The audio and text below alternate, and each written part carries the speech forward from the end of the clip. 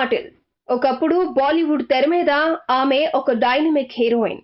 ఒక పక్క కమర్షియల్ సినిమాలు చేస్తూనే మరో పక్క హాఫ్ వెయిట్ మూవీస్ చేస్తూ తన టాలెంట్ ప్రూవ్ చేసుకున్న అద్భుత నటీమణి ఆమె. ఆమె ఒక ఫెమినిస్ట్. స్త్రీల హక్కుల కోసం పోరాడుతూ స్త్రీల గొప్పతనాన్ని తను నటించిన సినిమాల్లో తన పాత్రల ద్వారా ప్రతిబింబింప చేస్తూ ఇండియన్ ఆడియన్స్ ను కట్టిపడేసింది. 80s లో స్మితా పాటిల్ బాలీవుడ్ తెర మీద ఒక ప్రభంజన.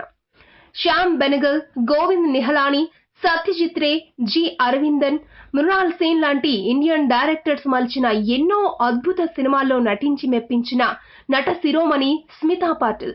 1978లో అనుగ్రహం అనే తెలుగు సినిమాలో ఆమె అద్భుత పాత్ర పోషించింది. స్మితా పాటిల్ అప్పటి బాలీవుడ్ లో క్రేజీ నటుడైన రాజ్ బబ్బర్ ను ప్రేమించింది. వీళ్ళిద్దరూ చెట్టా పట్టాలేసుకుని తిరిగేవాళ్లు. అప్పటికి రాజ్ బబ్బర్ కి పెళ్లైపోయింది. స్మితా పాటిల్, రాజ్ బబ్బర్ల మీద బాలీవుడ్ లో పుకార్లు ఊపందుకోవడంతో రాజ్ బబ్బర్ తన భార్య నదిరా బబ్బర్ కి విడాకులిచ్చి స్మితా పాటిల్ ను పెళ్లి చేసుకున్నాడు. ఎన్నో సినిమాల్లో భారతీయ ప్రేక్షకులు మర్చిపోలేని పాత్రలు ఎన్నో ధరించిన స్మితా పాటిల్ 1986 డిసెంబర్ 13న బాలింతగా ఉండగా డాక్టర్ల నిర్లక్ష్యం వల్ల చనిపోయింది. అందుకు 2 నెలల క్రితమే ఆమెకు ప్రతీక్ బబ్బర్ పుట్టాడు. అయితే తన కొడుకును చూసుకుని మురిసిపోయిన ఆమె కొన్ని రోజులు ఆనందంగానే గడిపింది.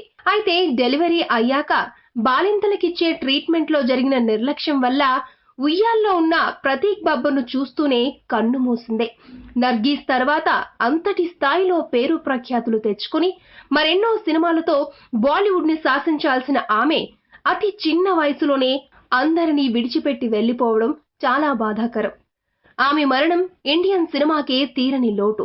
ఈ వీడియో మీకు నచ్చితే ఓ లైక్ కొట్టండి. మీ ఫ్రెండ్స్ కు షేర్ చేయండి. ఇలాంటి మరిన్ని ఆసక్తికరమైన విషయాలు తెలుసుకోవాలనుకుంటే మా యూట్యూబ్ ఛానల్ ను సబ్స్క్రైబ్ చేయడం మాత్రం మరవకండి. Thanks for watching.